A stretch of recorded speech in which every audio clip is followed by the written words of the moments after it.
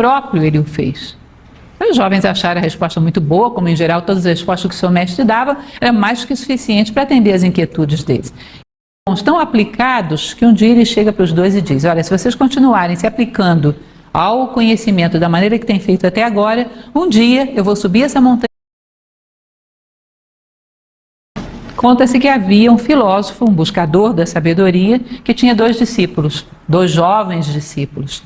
E que eles eram tão bons, tão aplicados, que um dia ele chega para os dois e diz: olha, se vocês continuarem se aplicando ao conhecimento da maneira que tem feito até agora, um dia eu vou subir essa montanha com vocês, vou levá-los lá em cima e vou apresentá-los não a um filósofo como eu, mas a um sábio completo, um homem que já detém a sabedoria, já a encontrou em boa medida.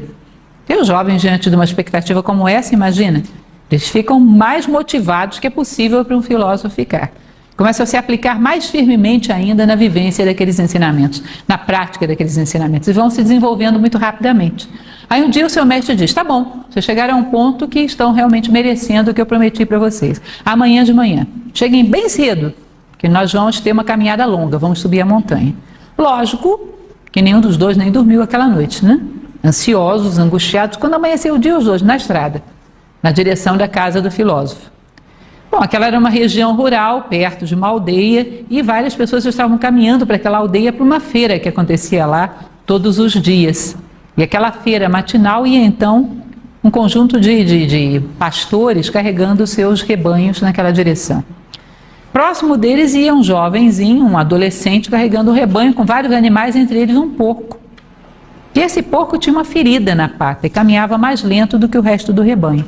E o pastorzinho, muito impaciente, porque ele tinha uma hora para estar na feira da aldeia, e o porco atrasava todo o caminho, que aí ele batia com a vara no porco. O porco, que já estava ferido, sofria mais ainda e andava mais devagar ainda, e não tinha solução àquela situação. Aí havia entre eles, naquele grupo de pessoas, um ancião, bastante idoso, com a cabeça já totalmente branca, mas com uma postura muito digna. Aí ele chega para o pastor e pergunta: eu posso carregar o porco? O pastor fica meio surpreso, um ancião, um porco grande, pesado. Carregar o porco. Se você quer carregar, pode carregar. Ele se abaixa e coloca o porco nas costas. E vai, vê-se que ele fazia um grande esforço, mas vai carregando o porco com toda a dignidade. Isso os 2 jovens discípulos assistindo a cena. Eles olham o pastorzinho, dando sorrisos e olhares de soslaio para ele, eles veem que ele está debochando do velho, achando aquela atitude ridícula. E olham para os olhos do porco, o porco está aliviado da dor, mas não tem nenhuma gratidão, que gratidão não é própria de porco. Não é isso? Ou seja, nem o jovem está grato, nem o porco está grato, nem ninguém está grato. E aí eles ficam pensando: mas por que será que esse ancião fez isso? Será que é pelo porco? Será que é pelo jovem? Nenhum dos dois tem nenhuma gratidão por ele. E chegam então à casa do seu mestre com aquela dúvida. Contam a história para ele e perguntam: por que esse homem fez o que fez? Foi pelo porco ou foi pelo pastor? Ontem todos puderam ver nas notícias que a nossa equipa lançou um programa com o qual foi... Aí o filósofo pensa um pouco e diz: não foi por nenhum dos dois, foi por ele mesmo. Porque como a sua consciência indicava para ele que isso era o justo, se ele não o fizesse, todos os dias da sua vida, quando ele lembrasse desse fato, isso lhe doeria. Que ele lembraria que ele deveria ter feito aquilo que era justo e não fez. Então ele não fez nem pelo porco, nem pelo jovem, ele fez pela paz da sua própria consciência. Por si próprio ele o fez. Os jovens acharam a resposta muito boa, como em geral todas as respostas que o seu mestre dava eram mais que suficientes para atender às inquietudes deles. E eles vão subir a montanha, né? E passam várias horas subindo aquela montanha que era escarpada. Quando chegam lá em cima, a cabana, o velhinho. Quem era o velhinho? Lógico, o velhinho que carregou o porco, né? Não podia ser outro, né? Quando eles chegam, encontram o velho, eles ficam meio surpresos, mas não falam nada. Passam um dia agradabilíssimo na companhia do sábio, aprendem coisas que eles nunca tinham aprendido em toda a vida, uma maravilha. Até que cai a tarde, é o momento deles descerem. É uma caminhada relativamente longa e tem que descer rápido. Aí o mestre os chama, eles vão despedir do velho. Aí ficou naquela, a gente pergunta para ele, o episódio do porco? Não sei, pergunta, não pergunta, não vamos perder essa oportunidade, vamos perguntar.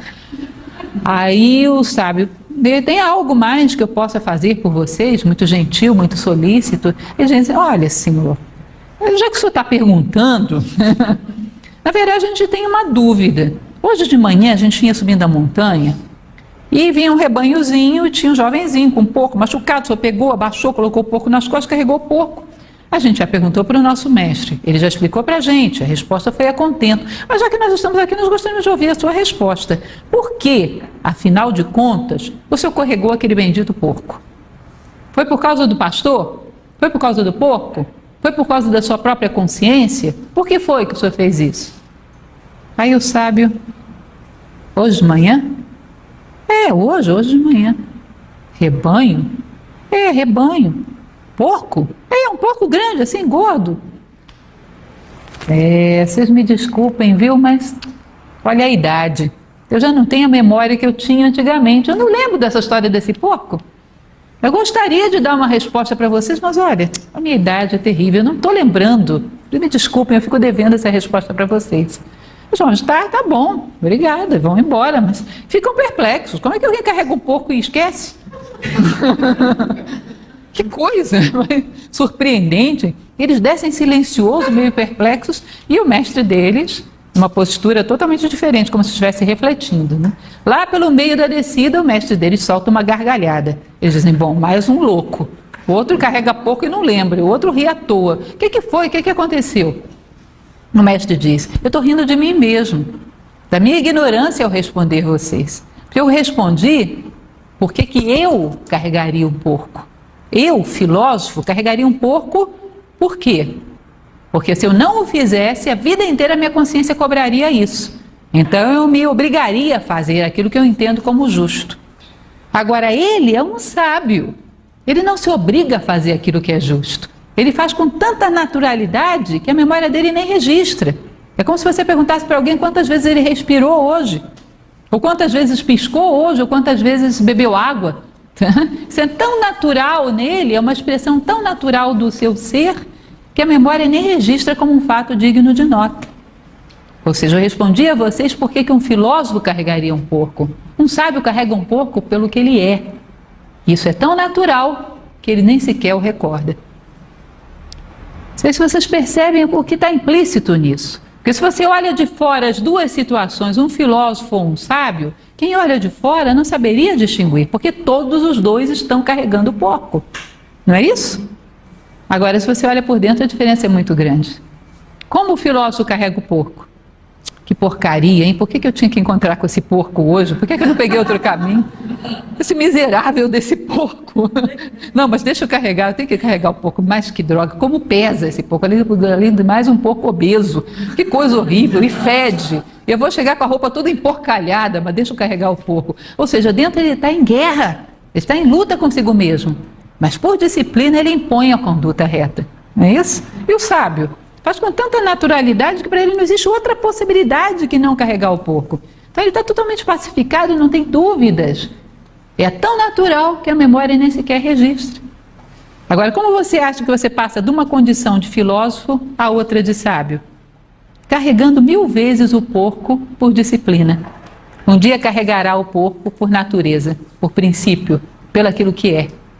De tanto praticar as virtudes por disciplina, um dia será as próprias virtudes e não terá outra possibilidade na tua vida se não agir segundo as virtudes. Estarão incorporadas e farão parte do teu próprio ser.